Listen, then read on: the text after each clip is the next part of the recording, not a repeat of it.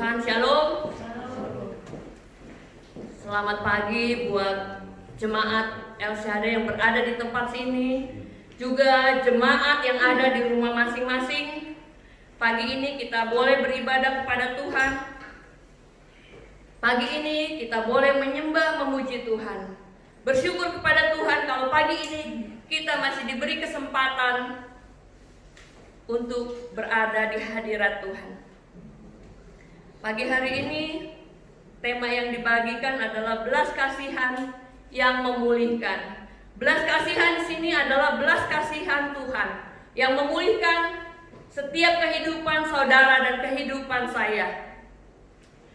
Kita tahu sifat Tuhan yang paling dikenal oleh semua umat adalah belas kasihan. Dan belas kasihannya ini menjangkau semua orang yang mau datang kepadanya. Ingat, hanya yang mau datang kepadanya. Yang tidak mau datang kepadanya cuma berharap akan belas kasihan Tuhan. Rasanya sulit, saudara, karena belas kasihan ini, anugerah Tuhan, bisa didapat ketika kita mau datang di hadiratnya. Dalam Injil Matius paling banyak mencatat tentang belas kasihan Tuhan Yesus. Kalau kita buka Injil Matius di pasal yang ke-8 dan 9, di situ banyak sekali kata belas kasihan yang Tuhan berikan bagi mereka yang mau datang kepadanya. Ketika kita lihat dari pasal 8, belas kasihan Tuhan itu turun bagi semua orang yang membutuhkan. Di sana ada yang sakit, ada yang buta, ada yang lumpuh, demam, pendarahan, semua datang kepada Tuhan dan hidupnya dipulihkan oleh Tuhan.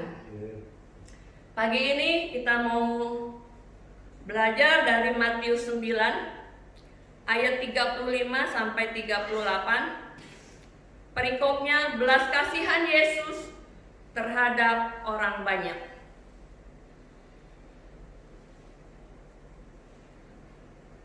Saya akan bacakan Matius 9 ayat 35 sampai 38. Demikian firman Tuhan. Demikianlah Yesus berkeliling ke semua kota dan desa. Ia mengajar dalam rumah-rumah ibadat dan memberitakan Injil kerajaan sorga, serta melenyapkan segala penyakit dan kelemahan. Melihat orang banyak itu, tergeraklah hati Yesus oleh belas kasihan kepada mereka, karena mereka lelah dan terlantar seperti domba yang tidak bergembala. Maka katanya kepada murid-muridnya, tuaian memang banyak, tetapi pekerja sedikit. Karena itu mintalah kepada Tuhan yang mempunyai tuaian, supaya ia mengirimkan pekerja-pekerja untuk tuaian itu. Ayat 36 saya ulangi. Melihat orang banyak itu, tergeraklah hati Yesus oleh belas kasihan kepada mereka, karena mereka lelah dan terlantar seperti domba yang tidak bergembala. Yesus memakai istilah seperti domba yang tidak bergembala. Domba yang tidak bergembala beresiko terhilang, beresiko kelaparan, kehausan, bahkan bila ada bahaya mengancam, tidak ada yang melindunginya. Dikatakan juga mereka lelah, mereka terlantar. Kita tahu mereka yang lelah, yang mau datang kepada Yesus itu dalam keadaan letih, lesu, berbeban berat, yang hidupnya kepahitan, yang hidupnya penuh dengan kecewa. Mereka butuh pemulihan, butuh pelepasan. Mereka butuh juru selamat yang penuh dengan belas kasihan. Dikatakan segala penyakit disembuhkan oleh Tuhan Yesus. Orang-orang terlantar. Kita lihat orang-orang yang datang kepada Yesus. Orang lumpuh, orang buta, orang kusta, demam, yang berdarahan 12 tahun, yang kerasukan setan, adalah orang-orang yang dianggap sebelah mata oleh dunia. Orang-orang yang tidak dianggap oleh dianggap tidak berguna, dan lain sebagainya. Tuhan datang bagi mereka, memulihkan mereka. Orang yang oleh dunia tidak dianggap, tetapi di hadapan Tuhan mereka adalah orang-orang yang berharga. Untuk itu Yesus datang bagi mereka, memulihkan mereka. Belas kasihan Tuhan berlaku untuk segala masalah, untuk segala masalah saudara, untuk juga masalah saya. Belas kasihan Tuhan berlaku untuk tubuh, jiwa, dan roh kita, tubuh kita. Segala macam yang terjadi dalam tubuh kita, fisik kita, kita butuh makan, kita butuh kesehatan. Tuhan ada untuk itu. Untuk jiwa kita, kita yang seringkali khawatir, kecewa, kepahitan, Tuhan ada buat kita untuk memulihkan kita. Untuk roh kita harus dijauhkan daripada hal-hal yang tidak benar. Orang yang kerasukan setan pun dipulihkan oleh Tuhan. Tuhan sayang akan seluruh hidup kita, baik tubuh, jiwa maupun roh kita. Tuhan ada buat kita semua. Pada siapakah kita? Pertanyaannya, pada siapakah belas kasihan Tuhan itu diberikan? Suka-sukanya Tuhan, mau-maunya Tuhan diberikan kepada siapa? Yang jelas kita tahu pada semua orang yang mau datang kepadanya.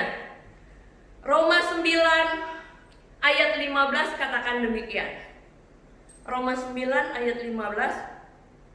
Sebab ia berfirman kepada Musa, aku akan menaruh belas kasihan kepada siapa aku mau menaruh belas kasihan, dan aku akan bermurah hati kepada siapa aku mau bermurah hati.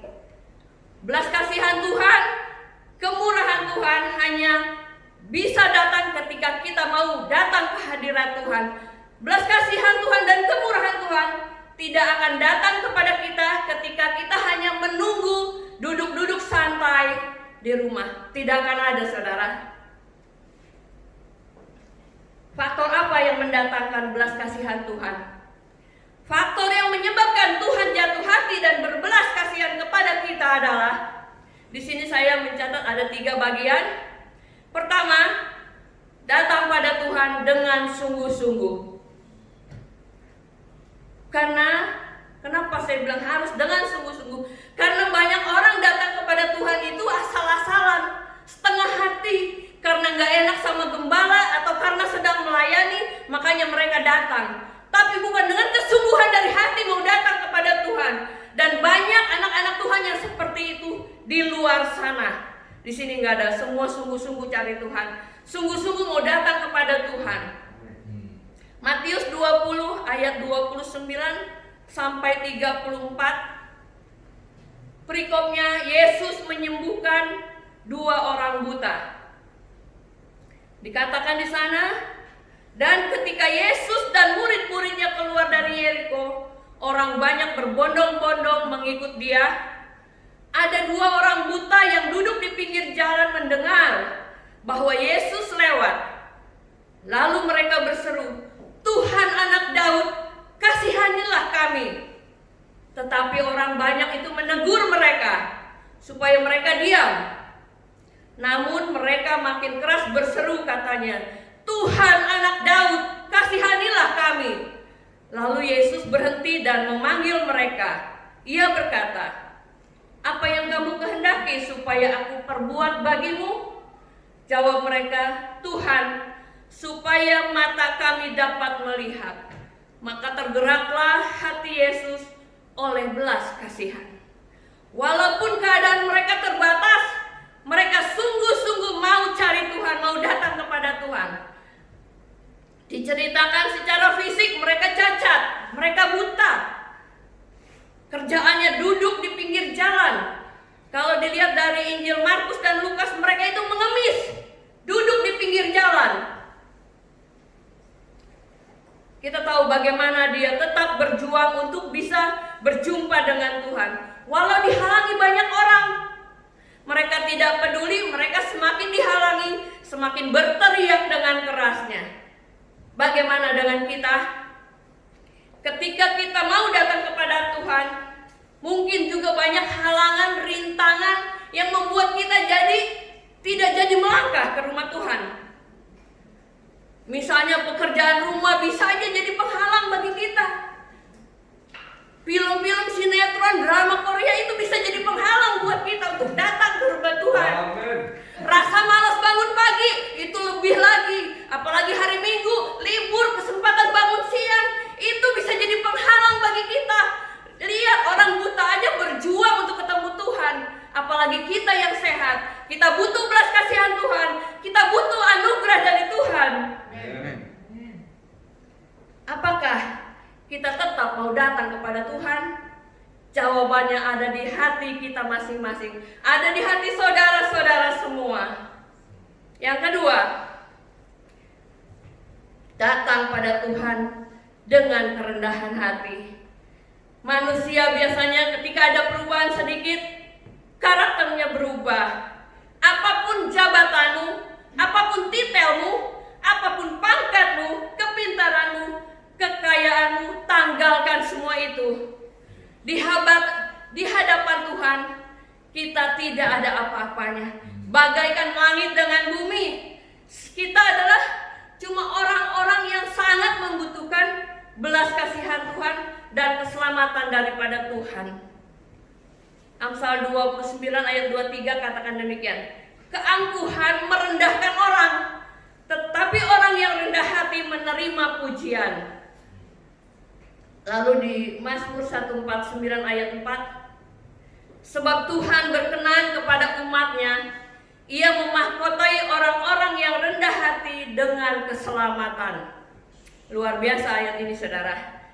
Untuk itu marilah kita datang kepada Tuhan dengan merendahkan hati, merendahkan diri kita, karena kita hanyalah orang-orang yang lemah, orang-orang yang enggak ada apa-apanya, enggak bisa berbuat apa-apa kecuali karena anugerahnya. Markus 1 ayat 40 sampai 45. Perikopnya Yesus menyembuhkan orang yang sakit kusta. Diceritakan orang kusta datang kepada Tuhan Yesus dan sambil berlutut di hadapannya memohon bantuan kepada Tuhan. Katanya, kalau engkau mau, engkau dapat mentahirkan aku. Maka tergeraklah hatinya oleh belas kasihan. Lalu ia mengulurkan tangannya. Tuhan katakan, aku mau, jadilah engkau tahir. Untuk itu saudara, datanglah kepada Tuhan dengan kerendahan hati. Akui keberadaan kita, siapa kita ini. Kita adalah orang berdosa, kita lemah, kita kotor, kita ini banyak salah. Katakan, ini aku Tuhan. Ini aku Tuhan.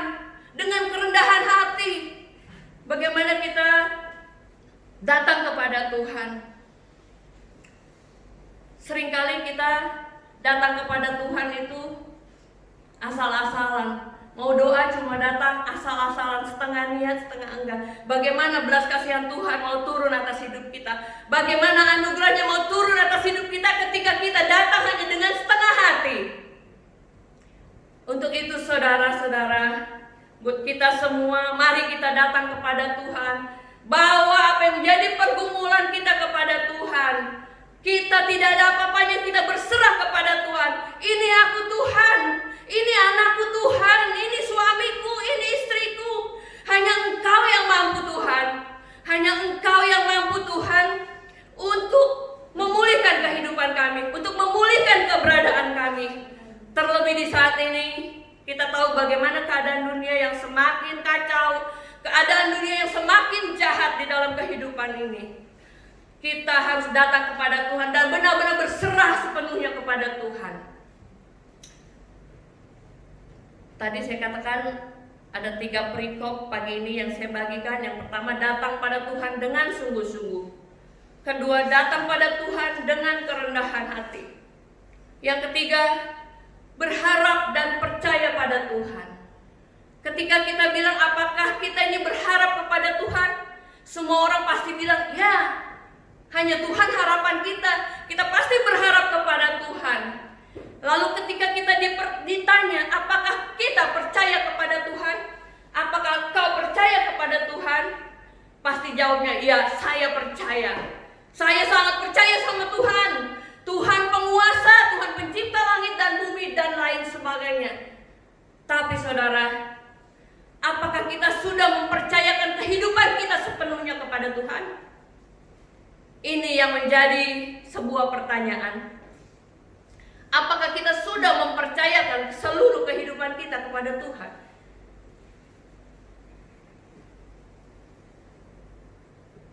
Di dalam Markus 5 ayat 25 sampai 29 menceritakan tentang seorang wanita yang 12 tahun sakit pendarahan.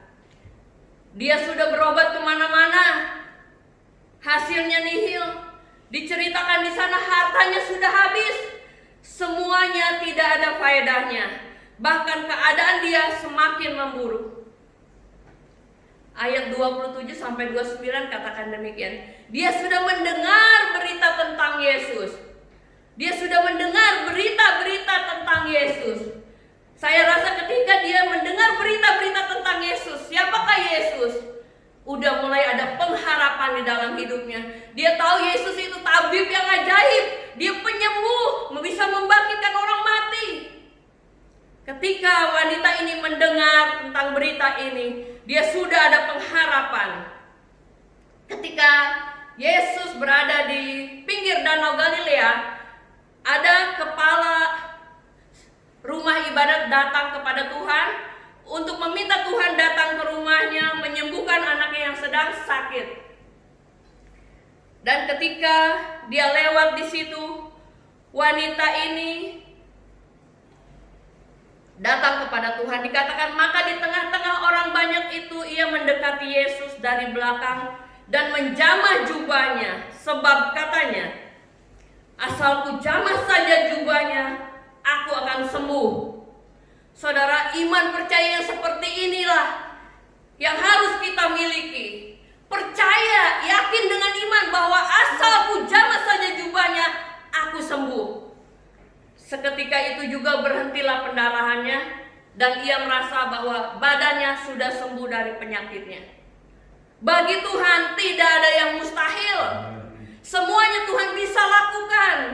Tuhan katakan di dalam Markus 9 ayat 23 bagian B, bagi orang percaya tidak ada yang mustahil.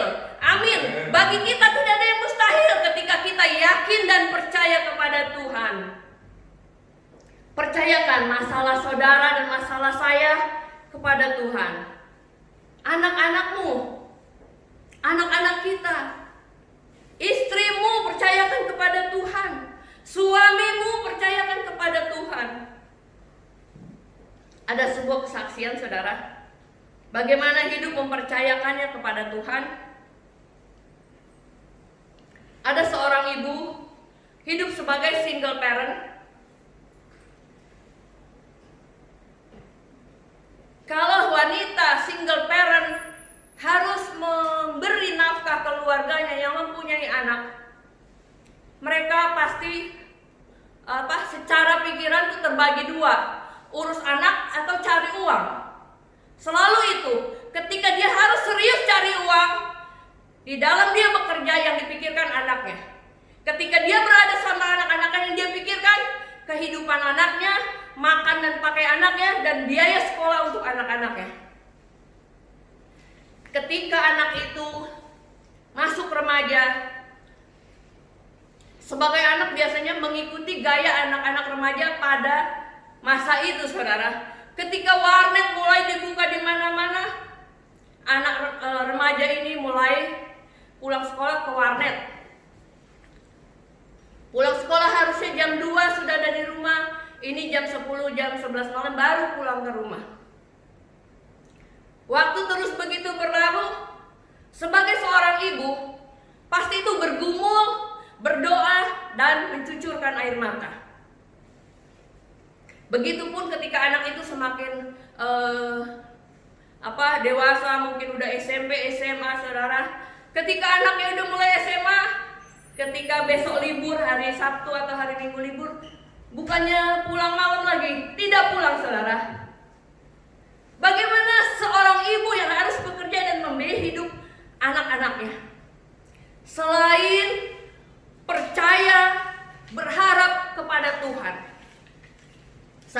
mengambil sebuah gambaran seperti ini. Saya minta Pak Willy untuk maju ke depan. Beginilah yang dilakukan oleh ibu itu.